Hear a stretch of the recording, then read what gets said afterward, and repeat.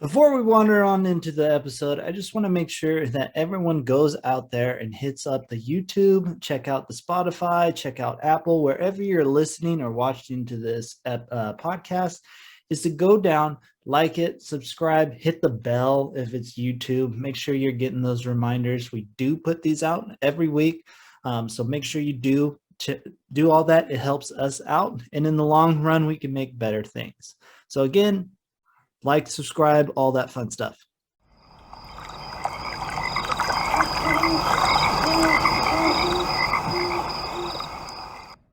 Again, 5-6 times, you're gonna feel it. You're gonna be like, okay, we can keep going. We can get to the top here. We can keep this a chugging away. And all of a sudden, you feel way better on this hike. You really do if you do. We can wander our way over, because this is Wandering Ways. What's Bigfoot possibility?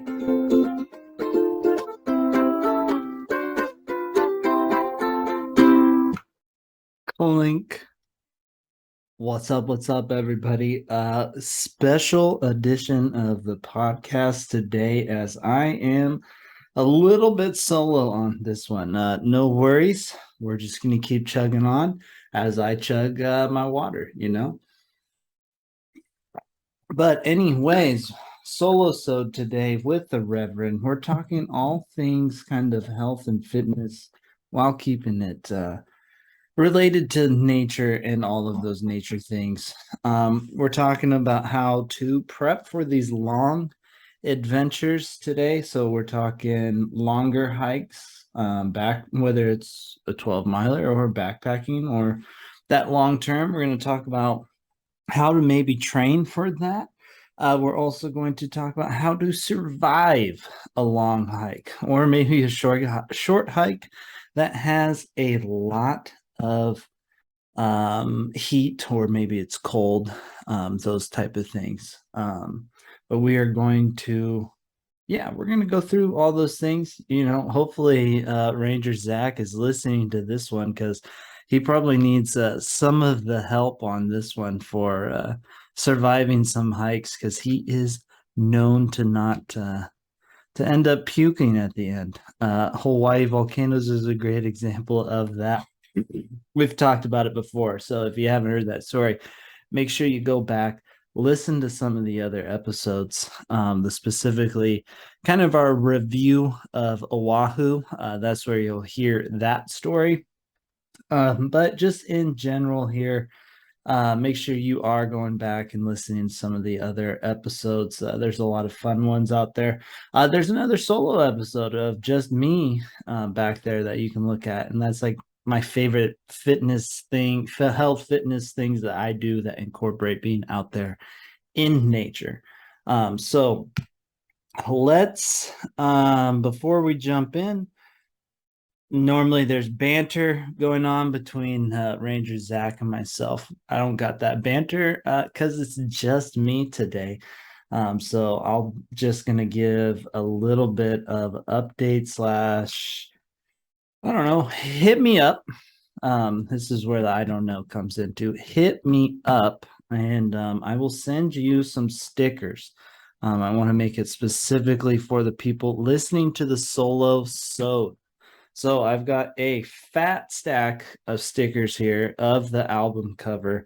So if you go and either you hit me up on Instagram, Reverend Marcus on Instagram, check out my Twitter, Reverend Marcus. That's always a good place too.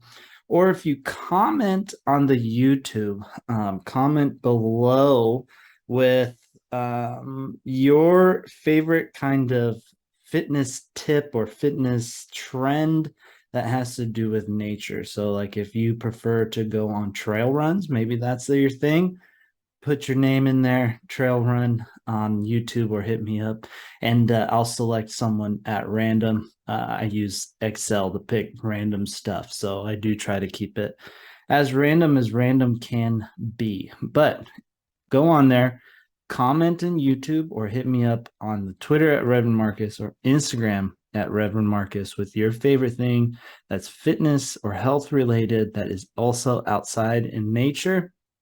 And then I will select somebody to go home with a nice fat stack of stickers, because I have a bunch of them, and I want some Wandering Ways swag out there. I want people to show off that Wandering Ways swag. But we'll jump in, talking fitness. This is everything that I love. The Reverend of Rehab, Mobility Mark. It is Reverend Marcus, and we are doing some fitness stuff, the unathletic trainer.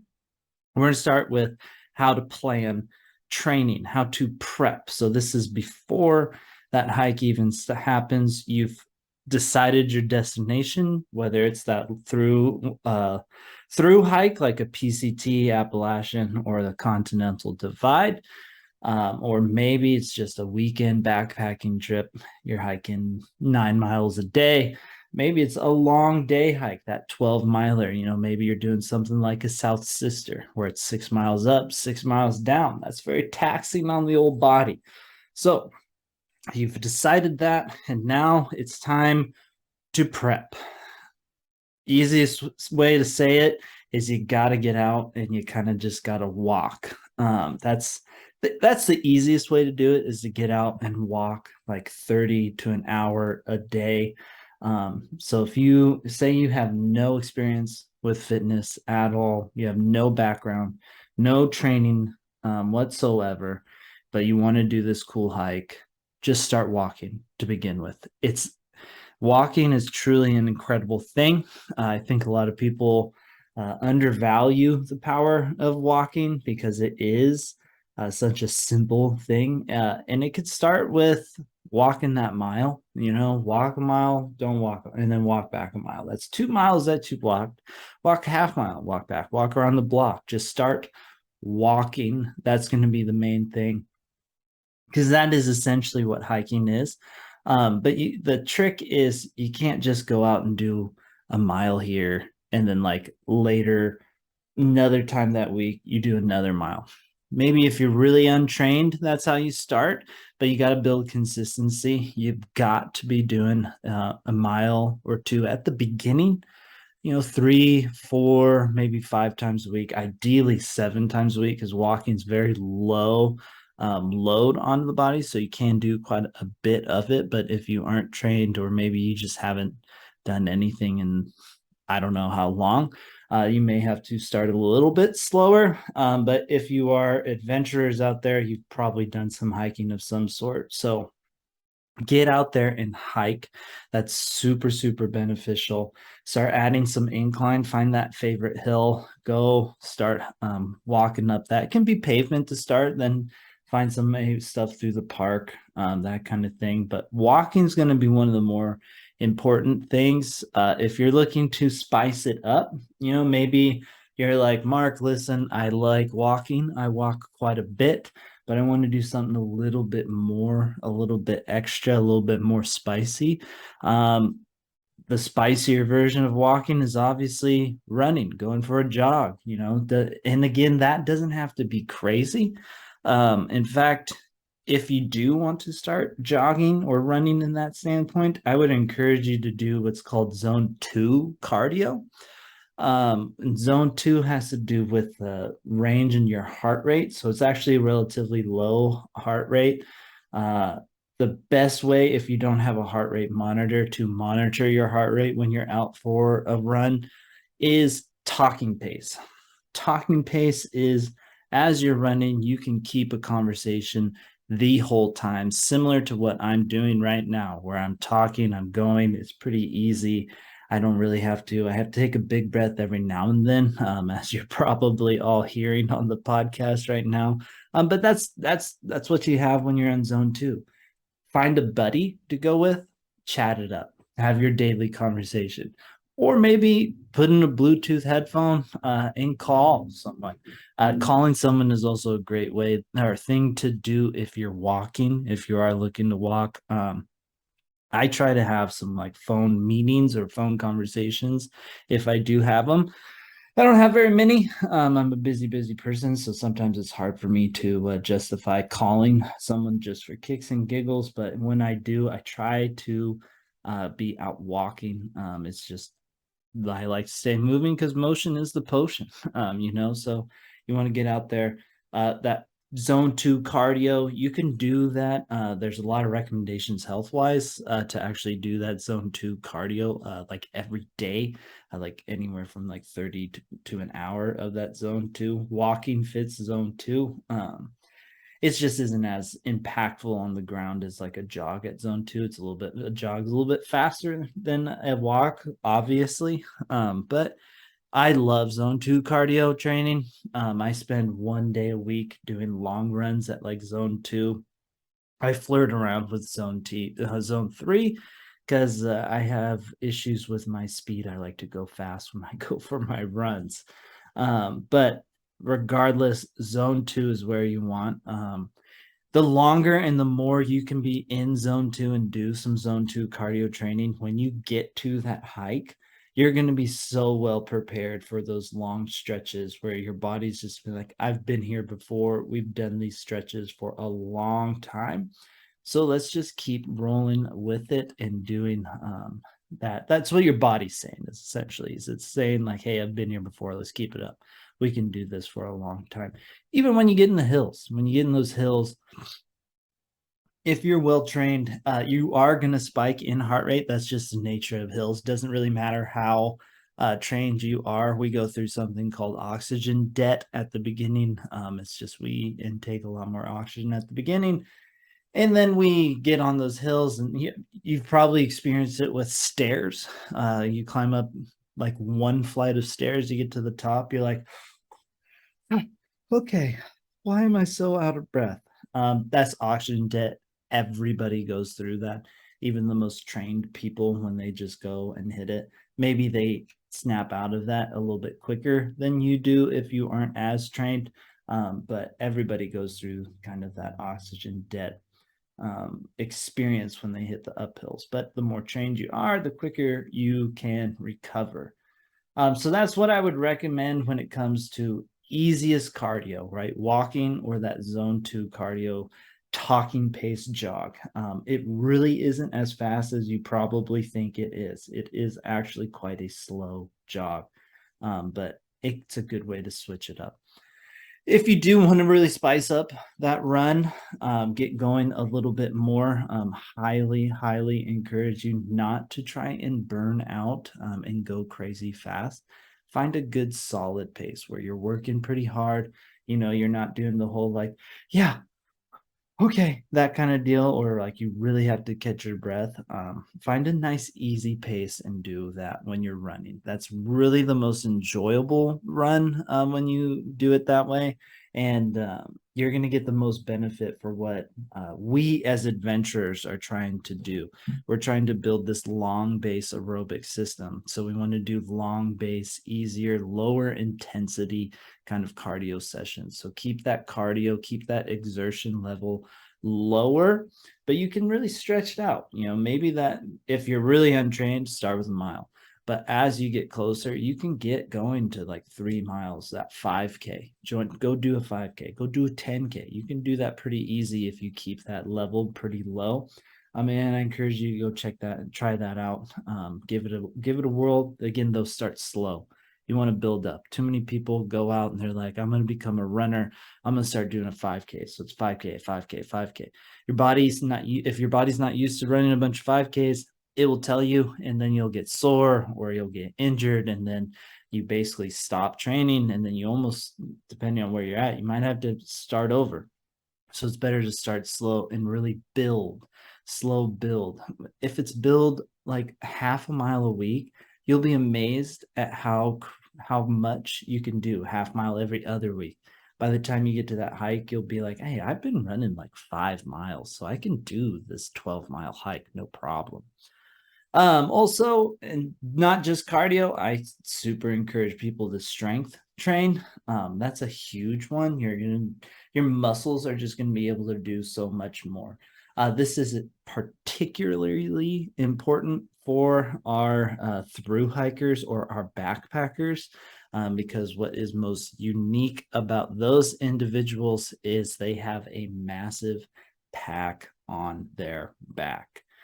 So they're gonna need to be able to hold a lot of weight on their back, and then be able to walk a ton of miles. So I encourage strength training. Strength training does not have to be crazy. It does not have to be complex. It doesn't have to be anything that is what out there. You're going to look on Instagram and stuff, and you're going to see a lot of crazy workouts, and it doesn't have to be that way. When I'm working with people, whether it's with athletes or even with regular clients of mine in strength training, people are asking me for advice because, yes, I am a certified strength and conditioning coach. I passed that CSCS test. My most basic strength program, most basic here, it's 4 lifts and it's 4 sets of 4 reps with fairly moderate weight, with minute to 2-minute rest in between each set. Okay, I'm going to replay that for you. It's 4 exercises with 4 sets, 4 reps, and 1 to 2-minute rest in between each set for that body part. And I'll explain that a little bit more in just a second. And then it's fairly heavy weight. Okay, if you're new to strength training, start lighter. There is no shame in the game. When you go into a weight room or you go anywhere that you are strength training, leave your ego at the door, because it is about you and your lift. Okay, but let's go back to that basic strength training. Again, 4 lifts. I like to do supersets, right? So you go back to back with them. Now you're going to be like, well, Mark, you said 1 to 2 minutes between sets. Correct. Glad you catch that. But what I mean is, if we do a lower body exercise, it's 1 to 2 minutes before we touch that lower body exercise or that lower body muscle group again. Okay, so I like to pair up my deadlifts and then my shoulder presses. Okay, do a set of deadlifts, 4 of them, go and do that shoulder press.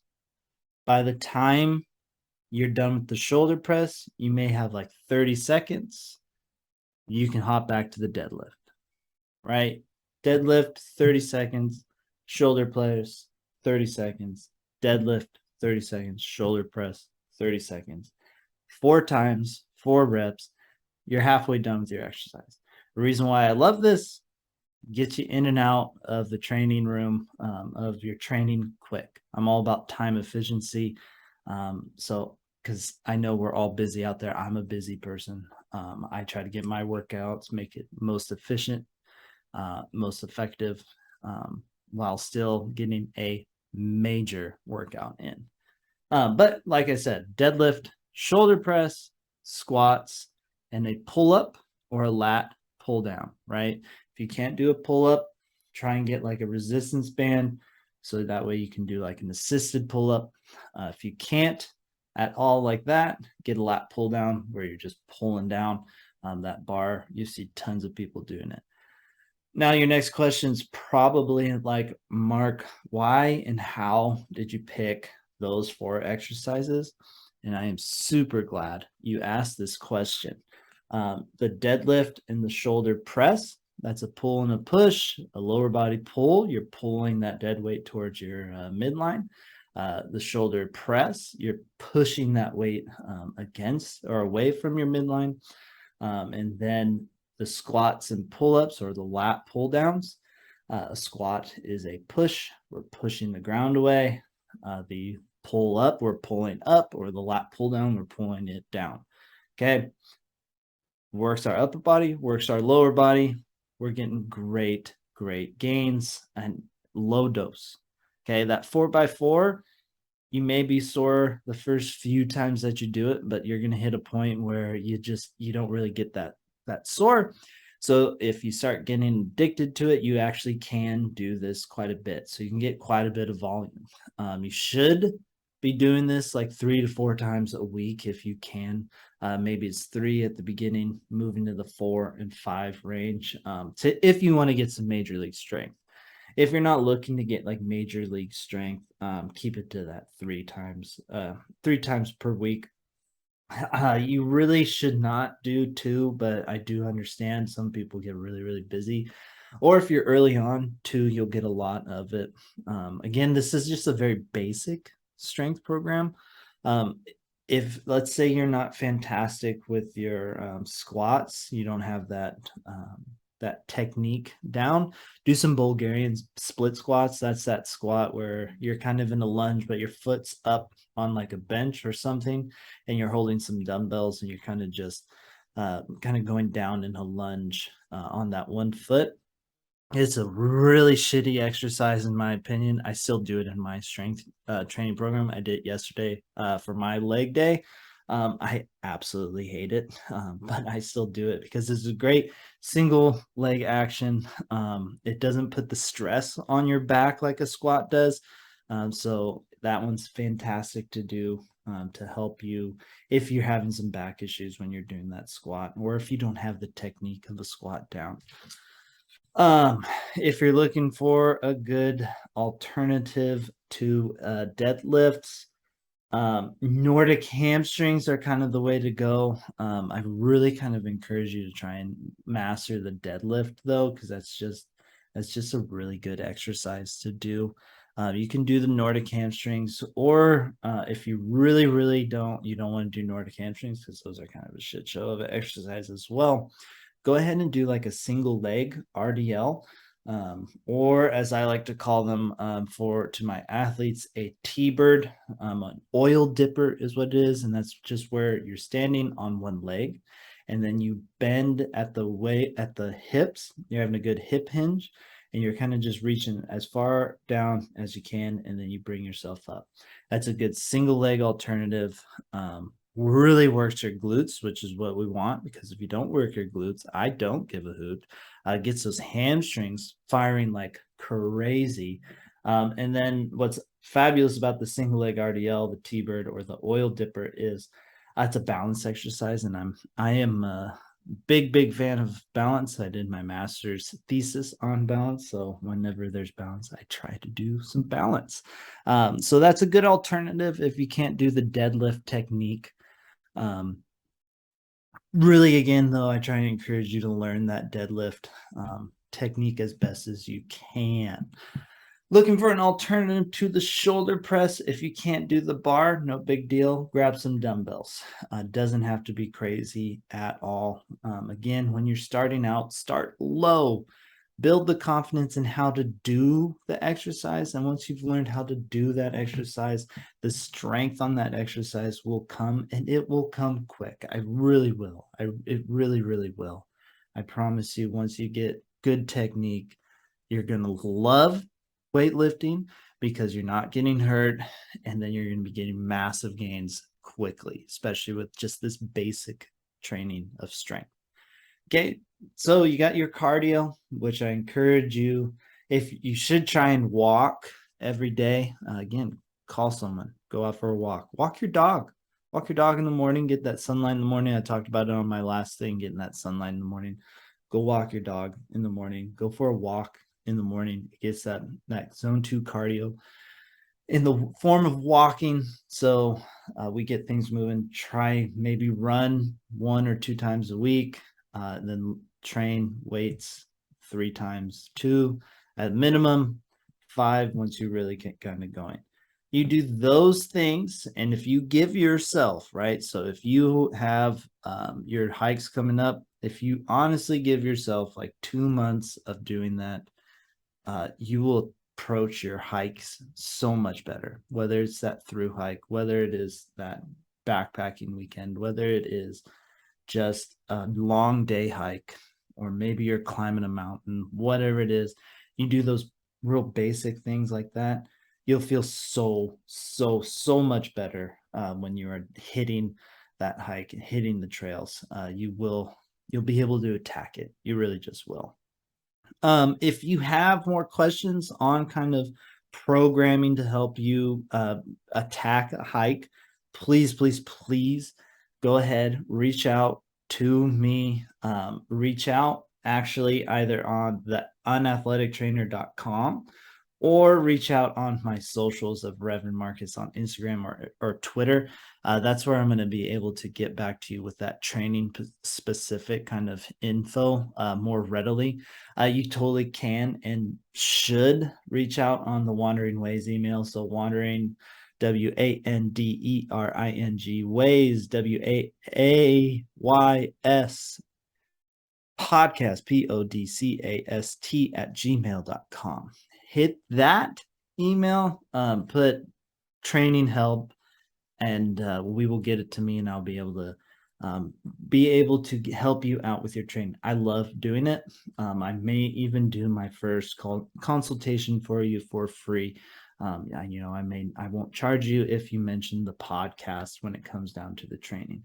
If this becomes a regular thing, though, we may have to work out some sort of financial thing. But the first time, if you mention the podcast and you want some training help, mention the podcast, and I'll get some training help for you, helping design, helping implement, helping with technique as much as I can, even if it's remotely.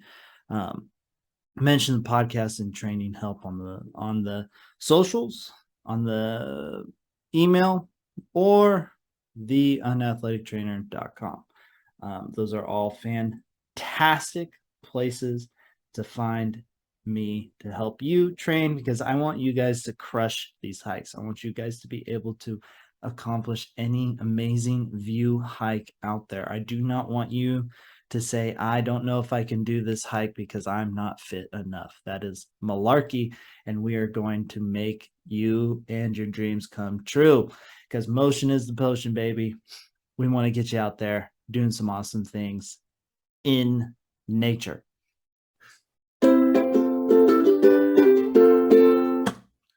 So I was kind of thinking of getting into sport fishing again, but I feel like I need a good quality net.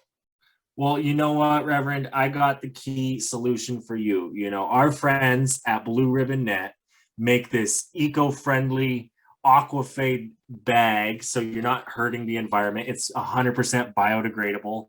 Plus, the wood is locally sourced, and it is also biodegradable, and it's just such a great company to use. The Blue Ribbon Nets, they're here in Bozeman, Montana, and we even have a discount code. That's right. If you use the code Rougarou10, that's right. That's my Jeep, the Rougarou. Rougarou10, RUGARU10. You're going to get some discount on a Blue Ribbon net. You know, you can get the long one if you're fishing the big fish, or you can get just the good river one, you know, if you're like me and just want to catch a lot of fish. So again, make sure you go check out Blue Ribbon and use the promo code Rougarou10. Hey there, Reverend. I heard that you might be running dry on your sticker supplier. Yeah, I've been looking around and I've kind of like run out of cool stickers to buy and put on water bottles and stuff. Well, I mean, have you seen the stuff Josh has been coming out with lately? No, I have not. Well, he is doing some really cool stuff with the Shop LS 574. Yes, they're working with indigenous communities and making some really cool stickers. He has a really cool Buffalo Mountain sticker. There's even water bottles, hats, sweatshirts, the whole swag. And we even got a discount code for you guys. Yes, if you use Wandering Ways at Shop LS 574, you're going to be getting a discount on your next purchase. But not only that, you're going to be giving a percentage of that sale to the Little Shell Tribe, as well as they donate $1 of every sale to murdered and missing Indigenous women. So just such a cool thing going on there. You know, you use the code Wandering Ways, WANDERING WAYS, and you put that in there, boom, you're getting a discount. All right, so because it is a solo episode and I'm not going to be doing my favorite segment of cool shit in nature, because I got no one other than you guys, the listeners, to kind of share this. Most of the time it's just me sharing stuff to Zach that I think is really cool, and I also think you guys will find very cool. I don't have any cool shit in nature stuff for you guys this week. Instead, I'm going to tell you, I'm going to keep it fitness related because that is just what I do. And I'm going to make this more of a health and fitness tip section. It's a real quick one because I don't want to take too much time because I want to talk about how to survive those long hikes. But before we get going with that, I want to tell you this, and it's all about breathing. When it comes to breathing, most of us do unfortunately breathe wrong. I used to be one of these wrong breathers. I've done a ton of reading on breathing and I love it. I love breathing. I love the breath. We can control so much through the breath. If we want to get excited, we can do it through breath. If we want to calm down, we can do it through breath. If we want to have better health outcomes in life, right? Get better sleep, have a better sex life. That, yes, believe it or not, breathing can help you there. If you want to get sick less, breathing is kind of the way to go. It really is. And how you do it is mainly through breathing through our nose, nasal breathing.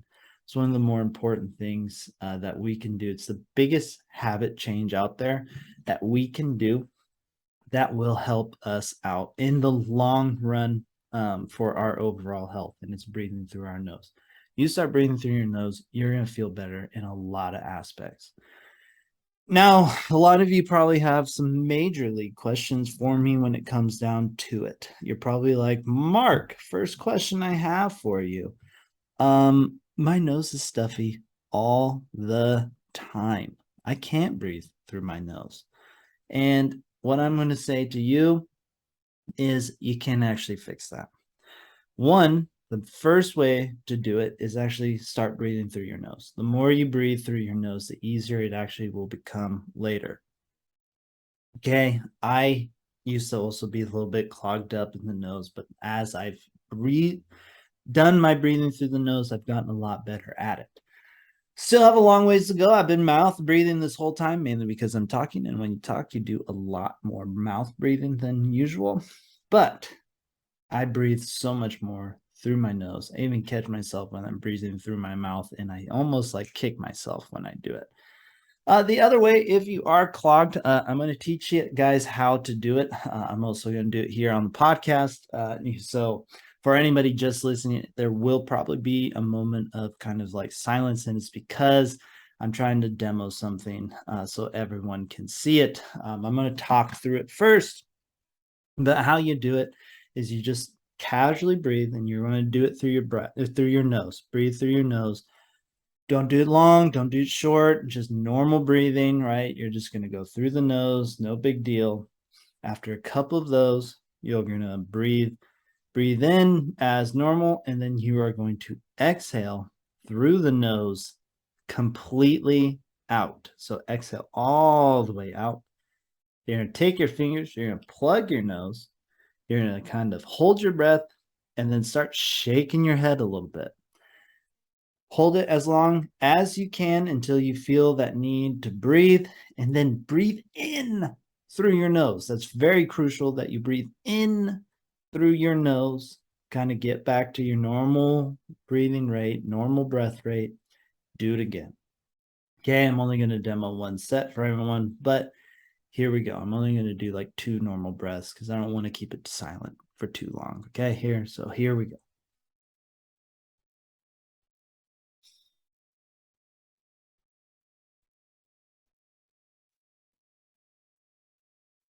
I'm going to plug the nose here.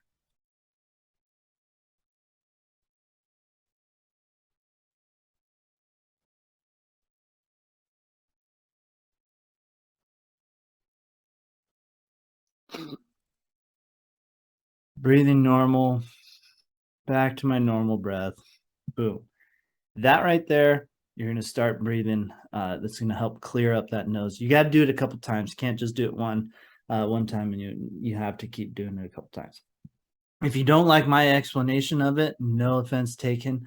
There are other sources that go through it probably better, and people who know a little bit more about breathing than I do. Look up The Oxygen Advantage. Patrick McEwen, love that guy. Read both of his books. He's fabulous. If you look up Oxygen Advantage, you'll find a ton on breathing. You should go check it out, mainly so you can breathe a lot better.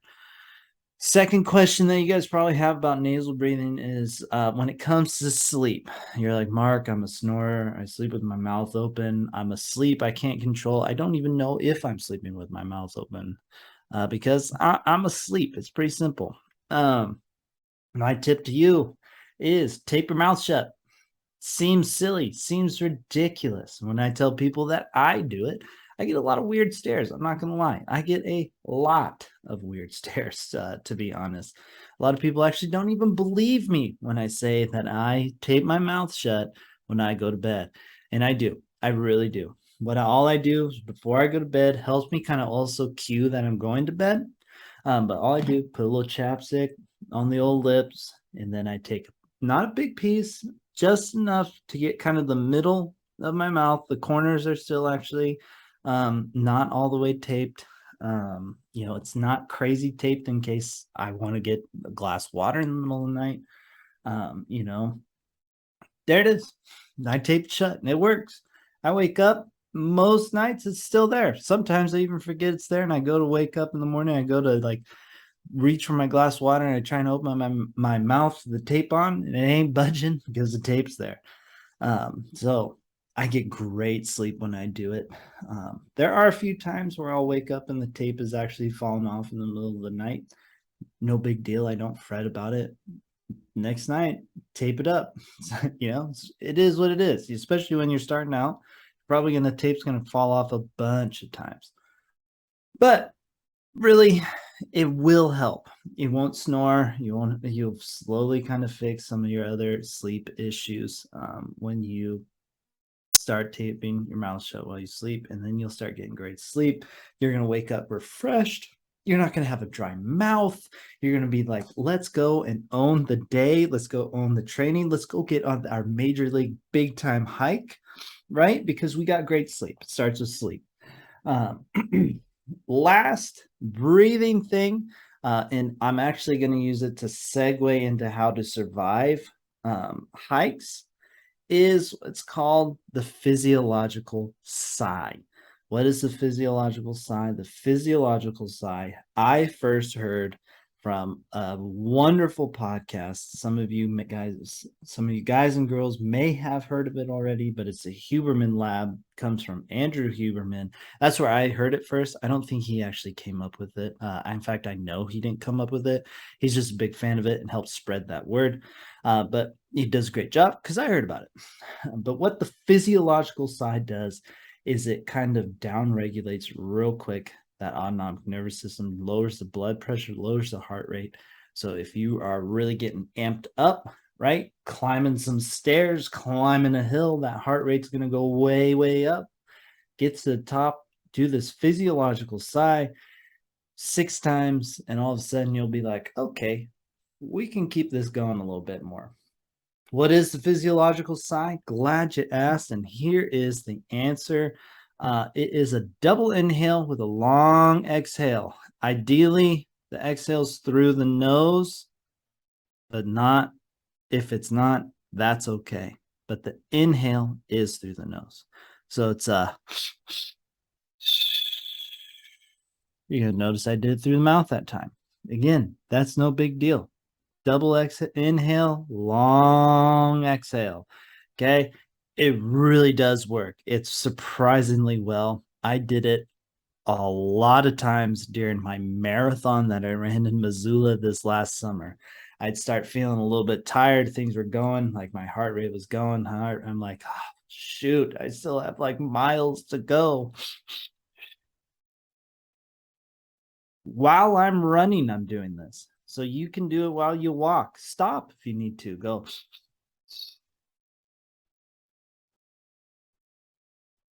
You're going to feel yourself kind of just almost kind of like relax a little bit. And you're going to be able to push. You're going to be able to recover a little bit. So that way you're not just burning out like crazy. When you get to the top of a steep climb and you see some get to the top of it, or you're on a break because you've been climbing for miles, do this double inhale with the long exhale.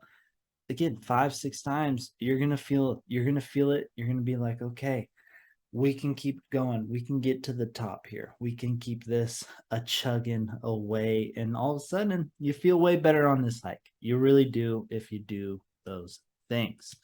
Right. So that's helping you on the hike. Other things that help you on the hike and other things that are super, super crucial to make sure that you survive your hike and that you crush that through hike or that backpacking weekend or that long day hike or short day hike if you're really is hydration. Hydrate or dihydrate, everybody. You've heard me talk about it before. We even used to do ads way back in the early days of the podcast. We're talking early days of the podcast. But hydration, hydrate or dihydrate. This is more than just water. This is electrolytes. You got to ingest electrolytes. You got to get in salt. Because if you actually drink too much water, you'll start to get a lot of the same symptoms as dehydration, but it's actually called hyponatremia, and it's actually more deadly than dehydration. People mostly die from hyponatremia. That's when the cells really start to swell with water, and it's just bad news. But you gotta take in that sodium, water, potassium, and magnesium. I personally carry like chewable salt tablets that have potassium, magnesium, and sodium in it. I carry lots of water. I drink water. I primarily drink water in my everyday. I even drink salt water once a day. I just put a pinch of salt in a cup of water. It's super important. Hydrate or dihydrate. You just feel so much better when you are hydrating. When you're out there, especially in the heat. If you're out there in the heat, you got to have that water. Also in the cold, you actually do need it in the cold. Anytime you're exerting any kind of energy, you're going to need some water. You're going to spend it. You're going to be losing. Your body needs that water. So go out there, hydrate. I know it sounds crazy. You've heard about water. Through hikers talk about water. Long hikers, we all talk about water. We want water filtration systems, all that fun jazz. You also need the electrolytes, though. Yeah, that's just as important when it comes down to it. Going along, next from hydration, we're talking how to cool the body down on those hot hikes, right? Maybe you're in the desert, maybe it's in the summer. How do you survive the heat? It's a challenge. It really is a challenge. I recommend trying to dress light and breathable, right? You don't want to just be sitting in that sweat and having that body kind of just radiate the heat back and forth. That's my first tip because not all hikes have some sort of water source for my next tip. But when you're out there, try and dress to where you can get some breeze, airflow, take lots of breaks. Make sure you're drinking extra water and extra electrolytes on those hot ones if you can't find water source. Because in cold water, if you're somewhere where we don't have access to a whole lot of water, ideally try to find some cold because the cold water will actually help cool the body the body core down, which will help protect you against heat. If you come across a stream, right, and you want to cool down, but you don't want to jump in this stream or river or lake. You just kind of want to cool down. My next tip is something a lot of people don't believe me for, but it is super amazing, super simple, and it cools the body down way more efficiently than any other way. And that's cooling our palms. Now, you can do the bottoms of your feet, but most of the time we wear shoes. You can also do the upper parts of your face, right? For me, for the viewers, it's everywhere that doesn't have hair, which for me is not a lot of places, but it's everywhere that doesn't have hair, right? But palms are the easiest because we don't typically wear gloves. Stick it in the cold water or the cool water. Hopefully it's not so cold that we vasoconstrict and you don't get the body, the temperature doesn't actually drop. But the reason why this works is this is called globulous skin. And the way the blood system works is it typically goes arteries, capillaries to veins. When we're at our globulous skin, so these hairless parts, right? Palms, upper face, bottoms of the feet, we don't have capillaries. So we're able to offload heat way, way easier. How do I know this is a legit thing? When you're hot in your bed, what is the thing that all of us do? We stick a foot out because that's how we are dumping feet or heat, sorry, is through our foot. Okay. That's that globulous skin offloading the heat. Same thing with the palms. Sticking in there for a minute or two while you're breaking, taking a break, doing your double inhales, long exhales, right? You found that stream, you're going to cool down real quick. You're going to feel real good. You're going to recover real quick, and you're going to crush the next part of your hike.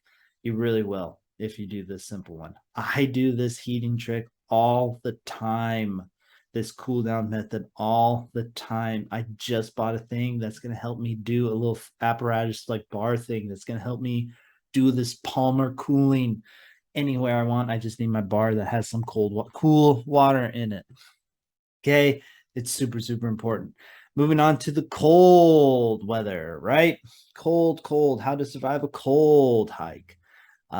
It's kind of the opposite. We got to layer up, right? Put on some wool socks, get some gloves, get a nice beanie, keep that heat, get a good winter coat, right?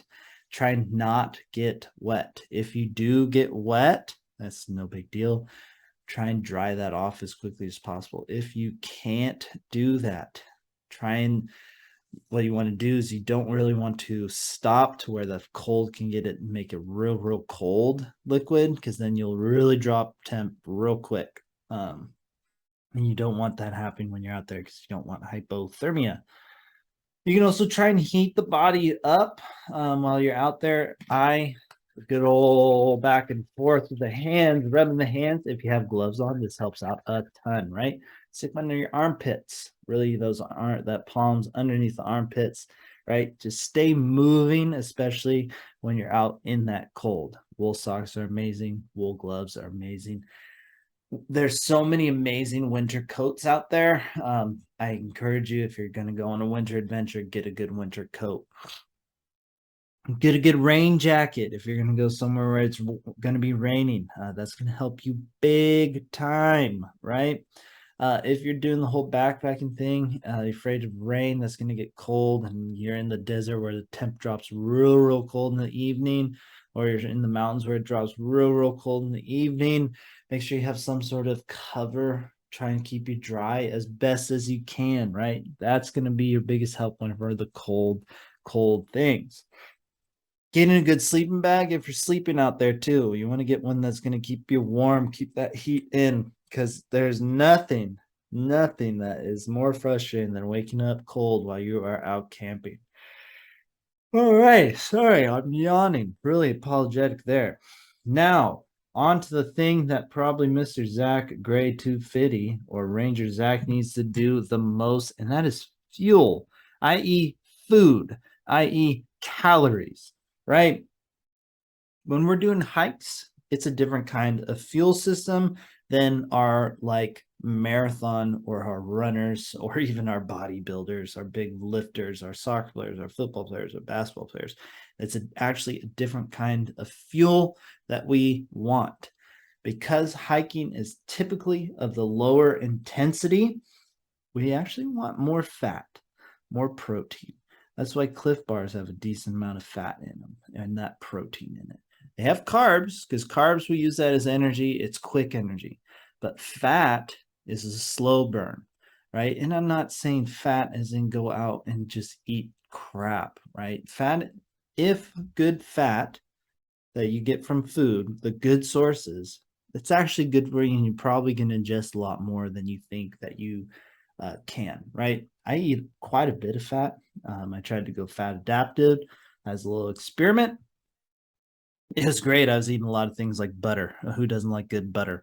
But I was able to do a lot of long, low intensity sessions of all sorts of kinds because that fat is that slow burn, lots of energy at that slow burn, right? You still do need the carbs because carbs, quick energy. It's our like jet fuel, but we run out of it real quick. Fat, that's that slow burn, and we're able to just go for a good while. Super encourage people PB&Js. I think I talked about it being one of my favorites. I think it was like number 2 on my adventure snacks. Is the PB&J. It's because it's got everything. It's got carbs, it's got fats, and it's got protein. That's why I absolutely love it. Because when I'm going on an adventure, that's what I want. I want fats, carbs, and proteins. It's got great fats from the peanut butter, proteins from the peanut butter, sugars the jelly, carbs is sugar, carbs from the bread. Right, you're able to get a whole lot of that good in there. And then protein bars. Grab some Cliff bars. Grab your favorite protein bar that has a good amount of protein. Classic ones are around like 15 to 20 grams protein. 12's fine. Throw a bunch of protein bars in there, and you'll be good. If you're going on the long, like the through hikes, those freeze-dried meals and stuff, a lot of those have a high protein. When you are looking for foods, when you're doing those long hike adventures, whatnot, I encourage you to try and look for high fat, high protein. That's going to help you be able to do it real long term. Again, the carbs are nice though. Don't get me wrong. Eat those carbs. You're going to love it when you get those carbs because the carbs are all this good stuff. Carbs are all those good foods. So is fat though. Fat's got a lot of good stuff. Or there's a lot of good foods. Butter. That's the one I keep thinking about because who doesn't love butter? Butter, that shit's amazing. But anyways, fuel's just as important. You got to make sure when you're doing the hydrating and you're doing the fueling for these hikes, it's not just day of. Yes, day of is important, and you need to make sure you're eating throughout the hike. If you're going to be out there for a long time, we're talking more than 90 minutes, you're going to be eating on these hikes. Shorter term, maybe go for more carbs. So those like dried fruits, those things, or the PB&J, that works fantastic. If you're going for those real long ones, that's when you want the protein bars on those hikes. Dried fruit's still good. PB&Js are still good. Those kind of deals. But when you're hydrating and fueling, most of the bang for your buck is before 24 hours before you start, or before that, even so, making sure you are eating well before the beginning of this hike, this adventure. If you fuel and hydrate well before you start this hike or this adventure, you will survive that adventure, that hike, way better than if you went into it not full, not feeded, and went into it fasted. Okay, you're building up your energy supply to then use it on this hike, especially for our long through hikers. Get that fuel in right away. You're gonna need it. You're gonna burn it, right? Go crazy with it as if you're the through hikers, because you're probably going to use it all up in your hike. I'm willing to bet you are. You're going to be burning thousands and thousands of calories on these through hikes because you're just hiking for days, miles. It's like crazy. These people are nuts what they do it, but I love it. I think they're amazing people, but they have a little bit of crazy in them. But okay, that's how you can survive these hikes out there through the hydration, the fueling, what to do if it's hot, what to do if it's cold. Those are some helpful hints, because it's time for the final words, and the final words, or the Reverend's words of wisdoms, because I'm the only one left, or the only one here today. I wasn't left. I didn't start with somebody, but I'm the only one here today. And the Reverend's final words: stay beautiful, everybody. I cannot tell you how much I appreciate every single one of you. If you listen today, extra love for me today, because I love talking about this stuff, and I love when people listen to me about this stuff. So if you have more questions about these kind of things, or you want more information, or you want me to help you out with the training program more specifically, because that's what I'm certified in, not certified in nutrition and anything, so I can't help you too much. I do have some basic tips there, and I can help you out with some real basic things, but I can't write anything up for you like I can when it comes to training. But if you do want any of it, hit up Reverend Marcus on Instagram, on Twitter. Hit up theUnathleticTrainer.com. There's some great info there. My Strava's there, which is always fun. I encourage you to follow me on Strava if you know what Strava is. If you don't know what Strava is, don't worry about it. There's a lot of stuff at theUnathleticTrainer.com. Make sure you're checking out all the other podcast stuff, Wandering Ways stuff. There's a lot of good stuff. I think we just got done doing a cluster. We had the Big Ben one. We got some great things coming up here in the near future. So make sure you're following Wandering Ways on Instagram. Follow us on YouTube. If you're listening, hit the subscribe, hit the alert button so you know when these come out, even though it comes out on Wednesday mornings. But make sure you're hitting all of that fun stuff. It helps us out too. Review us on Spotify, review us on Apple. We love comments. We love to interact with all of our wanderers out there. So that being said, though, peace out.